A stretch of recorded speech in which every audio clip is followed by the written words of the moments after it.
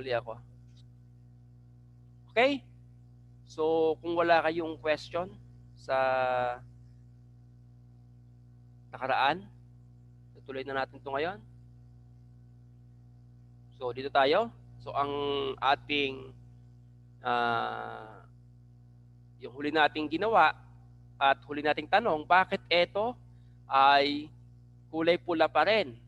Ibig sabihin, error. Ano? So, ito guys, sa pinaka-right left side, no, sa number, pagka may mga ganyan, ibig sabihin, error yan. No? Error yan. So, kailangan nyo munang i-resolve yan for you to run yung program mo, yung code na ginawa mo. O, ano nang gagawin natin ngayon? So, line 17 daw, no? Public, okay? Public void. O later on, yan natin yan, di-discuss natin yung mga yan. Ano? Sa bagay, na-discuss nyo na yung mga yan sa ITPF 01. Baka magsawa lang kayo sa mga terminologies. Okay? String. Nakikita nyo ba guys? Alam ko maliit yung ano, pero mga bata pa naman kayo, kaya F-name. Oh. Yung mga yan, variable yan guys. Ano? Ikaw ang bahala mag-decide ng mga dito, mga arguments na ito. No? Mga parameters. Ano? Pero itong ano na to, so set natin yung first name, dot set. O yun ang nakalagay sa ano eh. Ano?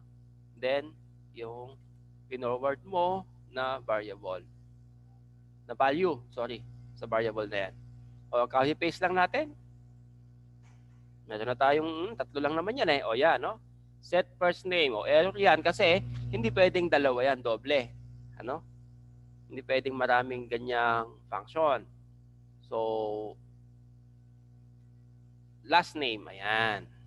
Then, ito naman, ano daw yon? Email. Itaas ko na nga. Yan, email. Set email. Okay? Kung gusto niyo magtanong, mag-raise lang kayo ng kamay, ano? Ano tanong?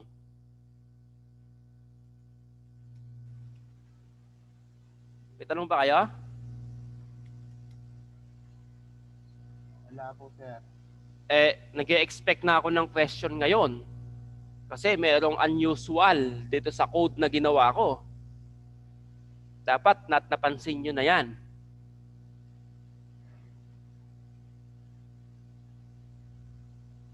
Ano yung unusual dito? Although okay lang naman. Kaya lang, very unusual. Sino makakapuna? Dito na lang dito. Ayan, sa naka-highlight. Sige. Yan natin. Sir, para pong ano? Yun. Sino yun? Sa Python po. Sino yun? Taichi po. Si Taichi. Oo. Oh, nice try. Thank you. Ano? Sige, sino pa yun? Sir, ano po yung sa my string po, puro first name, sir. Ayun, very good. Anong pangalan mo? Kurt po, sir. Si Kurt. Oo. So, magandang observation, ano? So, napansin nyo ba? Yung requirements ng mga function na to, puro F-name. Puro first name. Ano? Kasi yan ang pinangalan mo eh. Pero bakit po pwede? Ano? Kasi nga, ay argument or parameter lang siya nung function na yon. Kaya any argument na ilagay mo dyan, any variable name, ay okay lang. Pero dapat, ano yan, kung F-name yung kabila, dapat L-name yan, ano? Kasi last name. Yan, nag-error siya. Kasi yun yung pinanggalingan niya, ayun, no? Binago natin, ginawa nating L-name. O, nabago siya, nag-error siya. Wala daw ganun sa function. O, cannot find symbol. Okay? O, siyempre, papalitan natin yan, L-name. Ito naman, so hindi pwedeng email, ano? Kasi email eh, ano yan eh,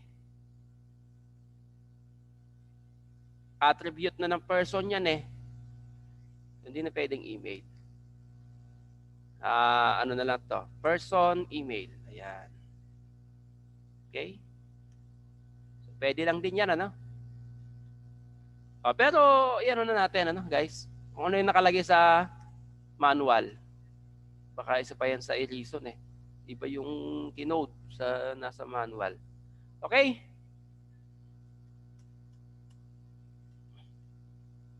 Anong nakalagay dito? The function stated above are essential part of the system. Pag sinabing essential, mahalaga o importante?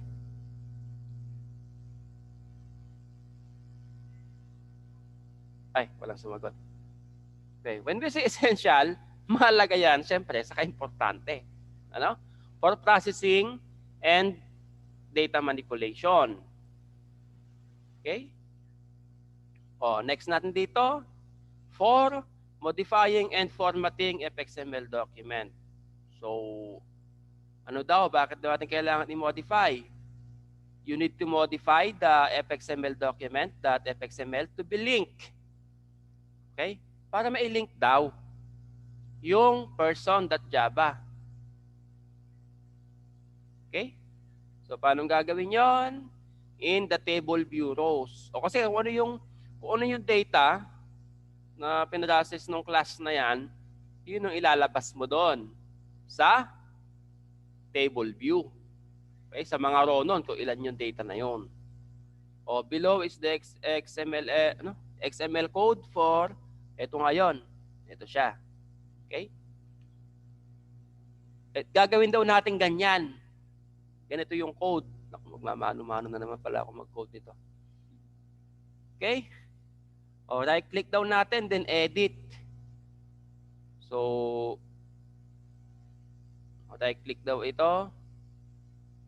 Then, hindi siya open. Ano? Pag in-open mo yan, lalabas yung scene builder. Design yon. Okay? Yan, lalabas ng ganyan yan. Design yan. Pero pagka ni-right-click mo at edit, ang lalabas dyan ay code. Ito siya. Dito na pala yung ibang code eh. Ginawa na pala niya eh. Thank you naman. Okay? Ano daw yung gagawin dito? Ayan. So, check nga natin. XML. Then, yung pangalawa, import. Mag-import daw tayo ng import laboratory 4. Of course, kasi yun yung logic natin. Okay? Laboratory 4. Ayan. Lahat daw. Yung asterisk, sabihin all. Ano? Then, ano yung kasunod sa line 3? Import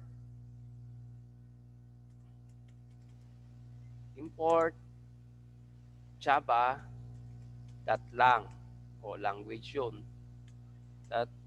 Ayan. Okay? Then, meron tayong JavaFX collections. Sapat parang wala yata yung mga yan. Ano? So, sabihin, i-code ko manually. Kung napasubo ata ako. JavaFX collections. Okay? .fx collection. So, yung collection na yan, gagamitin natin yan para mag-present ng data doon sa table na ginawa natin kanina. Okay? Table, ano to? Table control button. Tapos label. Wala naman dito. Tanggalin na nga natin. Wala sa manual natin eh. Yan. Then, table column. What's next? Table view. Then, text field. Anchor pane. Dito sa susunod is property value factory. So, copy-paste na lang natin. Ito. Scene.control.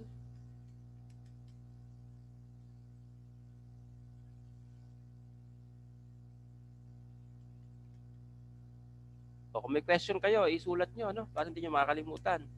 control.cell dot property value factory.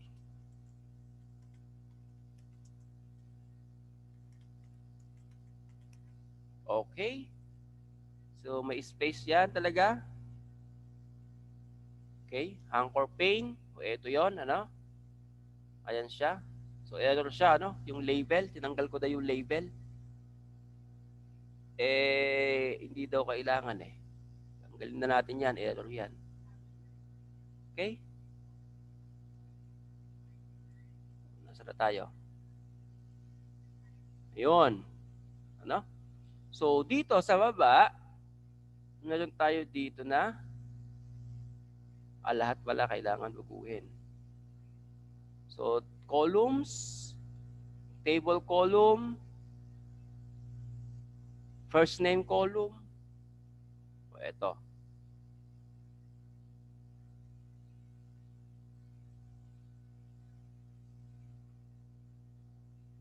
Nababasa nyo pa, guys? Ako kasi hindi ko na mabasa eh.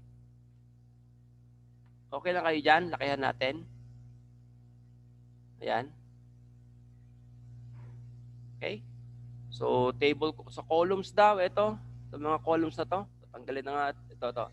Table column, FXID. Ayun. Kailangan natin lagyan ng FXID. FXID is equals to first name column. Name column. Okay? Yung width, ayan natin ganyan. Text, ayan. So, each table column ay kailangan may end siya na table column. So, ganyan naman ang format ng XML, guys. Ano? So, almost the same siya with HTML. Yan, ganyan. So, ganyanin muna natin lahat. Itong mga ano na yan. So, magiging error nyo dyan, baka hindi nyo tinanggal ito, closing. Ano? So, dapat, kasi pwede kasing wala na itong table column dito, pag kinlose nyo na siya. Ganyan. I-require natin na magkaroon ng closing tag ng table column kasi maglalagay pa tayo ng element sa loob niya. Ayun. Ay, ba't ba iba yung nakopya? Okay? Nagusundan nyo ba, guys?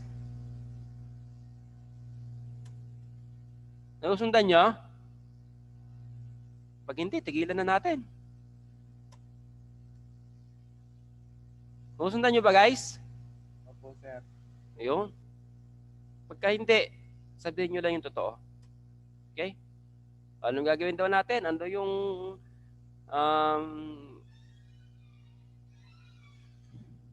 next dito? First name column. Ano doon isa? Last name column. Yan. Kaya ako minamano-mano, guys, again, para pakita sa inyo na yung mga code sa ating laboratory manual gumagana. Address, email address column. Okay. Yan. And then, each column ay meron tayong cell value factory. Bakit natin kailangan yan? Kasi nga, baliktad pala. Kaya natin in-import yung cell dito, ayan, property value factory. It's because kailangan nating i-present dito. As part ng table column. Okay? So, kailangan kasi yan para ma-present natin yung data. So, ano nakalagay dito? Cell value factory. Cell. Ano daw yun? Malaki ba yung value? Factory. Yan. Okay? Ayun.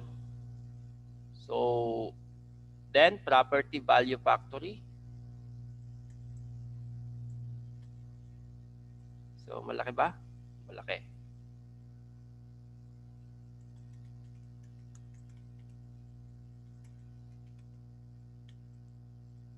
Okay? Ayun.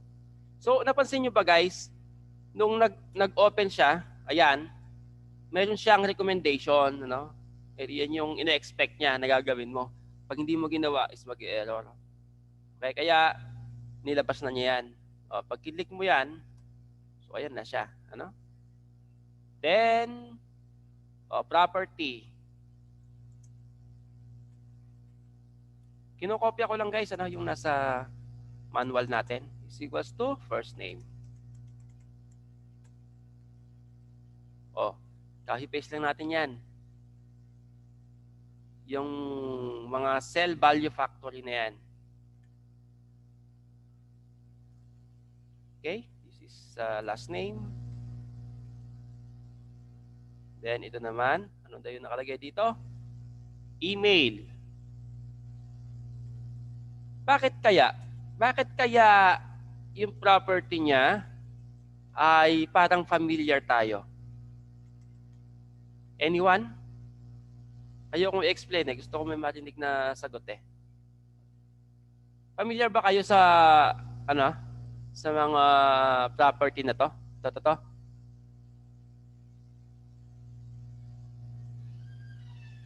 Guys, familiar ba kayo? Wala na akong estudyante. Hindi po ata. Oh, Darilyn. Daphne. Oh, familiar ka ba, Darilyn? Sir, yung property value factor, hindi po eh. Parang hindi namin na ano, sir. Hindi. Yung value ng property. Itong first name na to. Last name, saka email.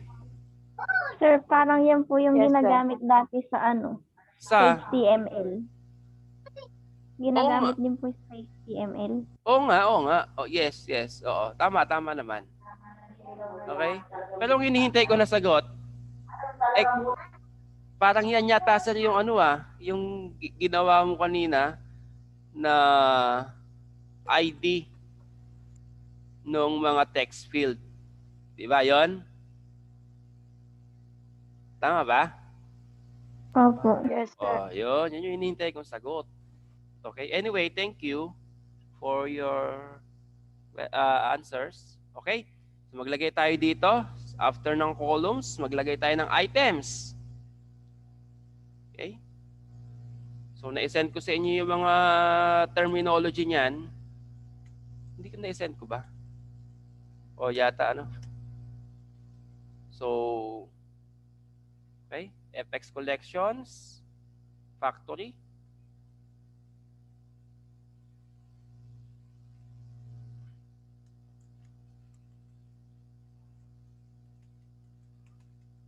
Okay, FX collections,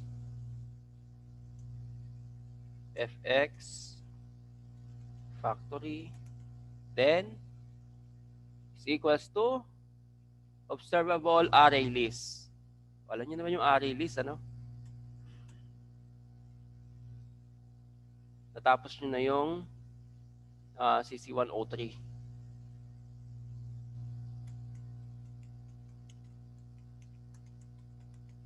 Okay? Ayan.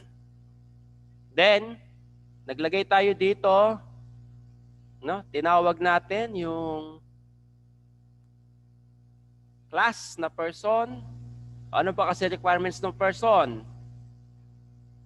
Email, first name, saka last name. Diba?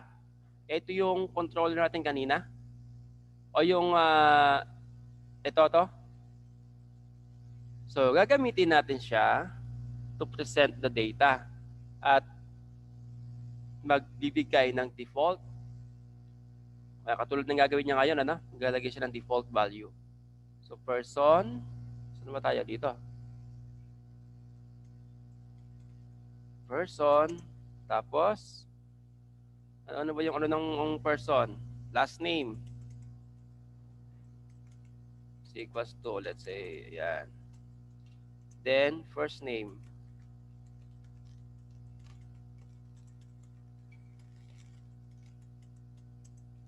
Email. Email lang ba o email address? O email lang.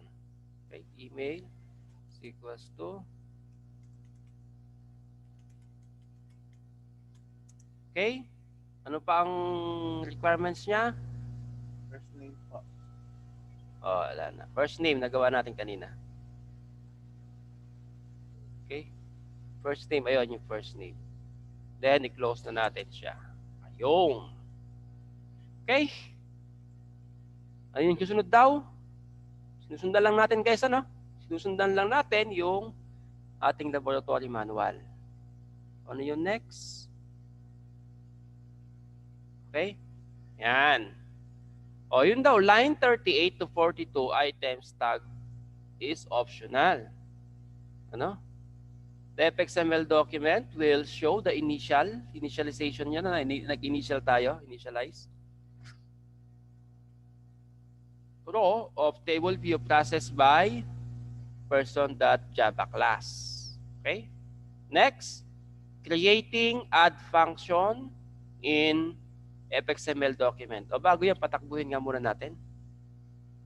Parang nakakurious ako, ano ba output niyan? Ano ba itsura ng pinagta-type natin na yan? Ano? Okay? Nilan natin siya.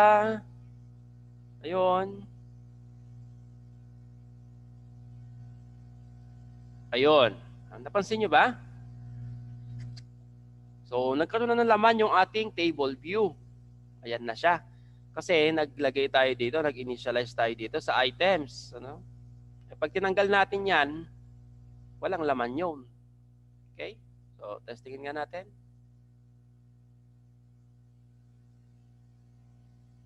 O, syempre, ano? Walang laman yun. O, dati pa rin kanina. Okay? Kaya nga siya sinabi dito optional. Just to present that yan yung kailangan niya to populate those cells on table view. Next natin, number 5, creating add function. Yes, go ahead. Sir, sa code po ba mismo po maglalagay ng laman ng table? Ay, hindi. Ito palang gagawin, gagawin natin ngayon. Ayan.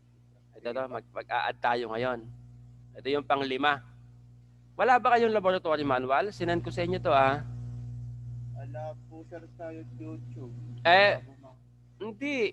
Nasa Google Classroom nyo to. Lahat ng mga Ayan po, sir. resources andon. Hindi pa man tayo nagsisimula ng klase, sinend ko na sa Google Classroom. Para ikaw, kung meron kang free time, baka naman, pwede mong basahin yung mga sinend ko. Ganon. Ganon yung purpose ko doon. Ano? Okay? So, ayan. FXML document. Guys, pakibasa yung mga sinesend ko sa Google Classroom. Okay? The FXML document controller.java will be the responsible for processing data. O, siya daw yung responsable sa pagka-process ng data. Kasi, si user, i-input niya yun Bukas namin napapadali niya po yung pag-transfer ng mga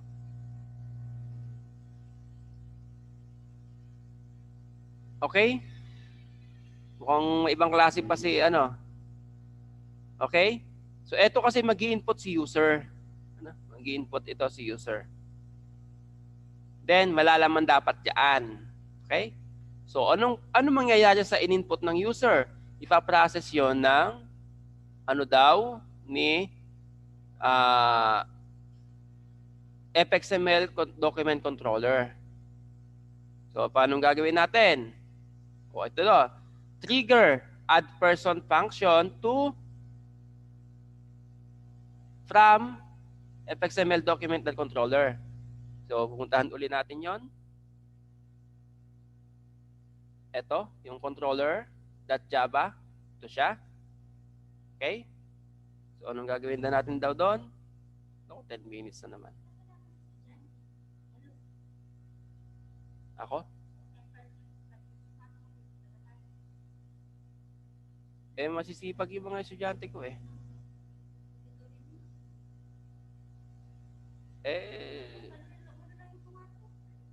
pasensya na ma'am. Sa grade na lang ako babawi.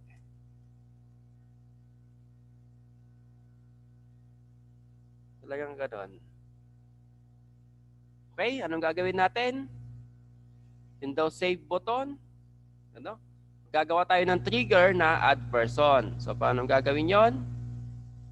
So, ayun. Gagawa tayo ng function dito. So, i-ano na lang natin yan.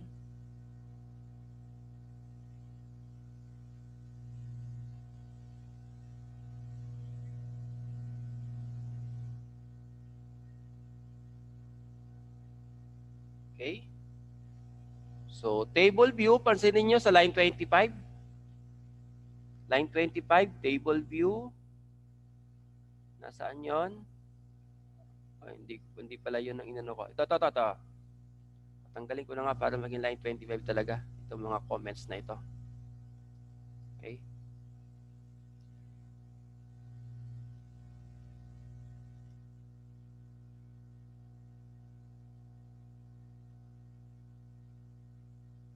Then, person. Yan. So, gagawa tayo dito ng add person na function para sa event. Okay? O, yun, event.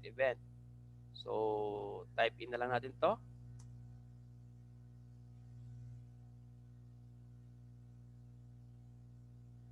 Observable list.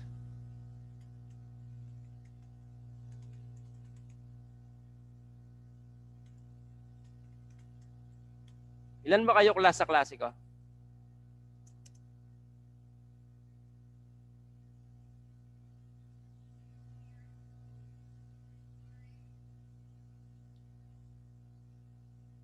Class, ilan ba kayo sa klase ko?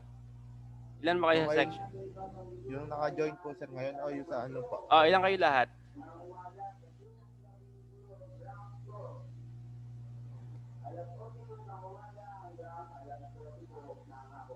Po ata sir. Dito po sure. 40? 40 po ata. Pasensya na sa mga ano, no?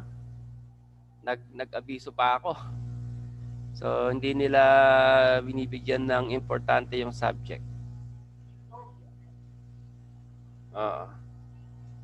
So, walang naka-record guys, ano, yung ating mga, ano. Kaya, pag mababa, walang hahabol-habol. Ano? Parang yung kanta.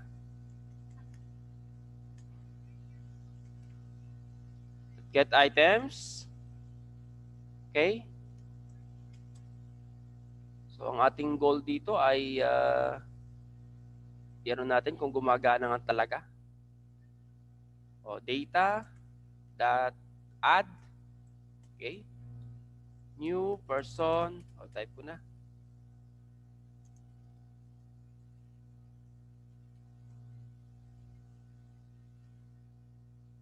Okay, first name.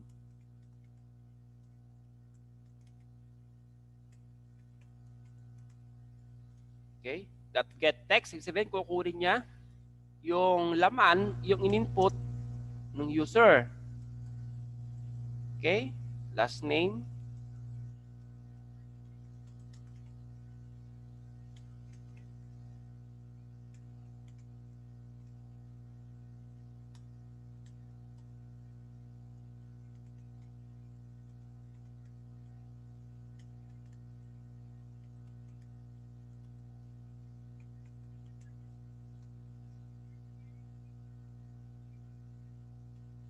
Okay?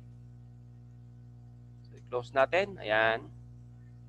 So, may ano dito? May error. Ano daw yung error? At bakit may error? Okay? So, observable list. Ito. So, tama ba yung spelling?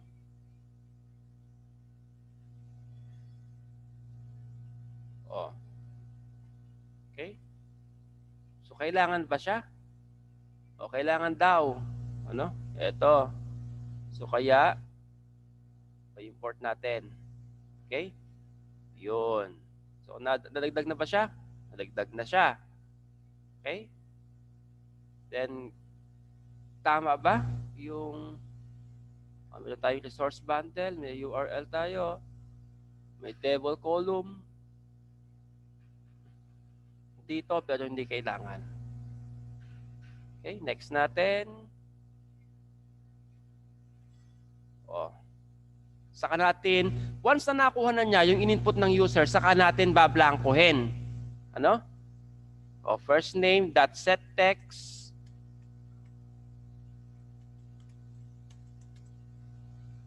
Syempre, ba't kailangan mo i-blanko?